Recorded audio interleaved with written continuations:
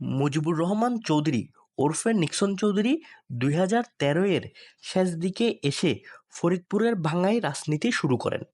২০১৪ এর ৫ই জানুয়ারির অটো পাসের নির্বাচনে ফরিদপুর-৪ আসন থেকে আওয়ামী লীগের প্রেসিডিয়াম সদস্য কাজী জাফরুল্লাহকে পরাজিত করে প্রথম এমপি নির্বাচিত হন নিক্সন। নিক্সনের যোগ্যতা ছিল তিনি শেখ হাসিনার ভাতিজা। নিক্সনের বড় ভাই হচ্ছে সাবেক চিফ হুইপ মাদারীপুরের নূরে আলম চৌধুরী লিটন।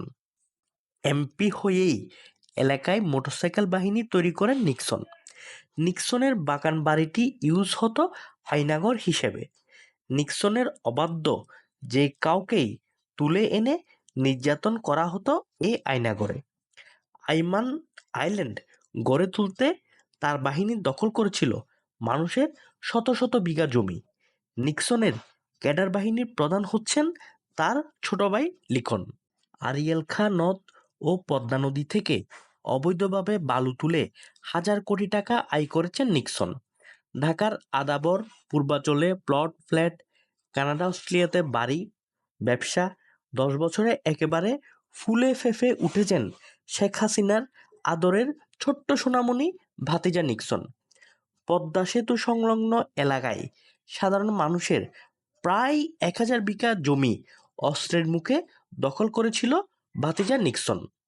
পদ্মা সেতু তৈরিতে, দুর্নীতিতে বেশ উপরেই থাকে নিক্সনের নাম। নিক্সনের ত্রাসের রাজত্বে বিএনপি তো দূরের কথা, অসহায় ছিলেন আওয়ামী লীগ নেতা কাজী জাফরুল্লাহ সহ দলের একাংশ। নিক্সনের প্রথম স্ত্রীর মৃত্যুও রহস্যজনক। বাসার ব্যালকনি থেকে হঠাৎ নিচে পড়ে গিয়ে মৃত্যুর কথা বলা হলেও গুঞ্জন আছে নিক্সনই তার স্ত্রীকে ধাক্কা দিয়ে নিচে ফেলে দিয়েছিল। তখন রাষ্ট্র ক্ষমতায় আওয়ামী লীগ।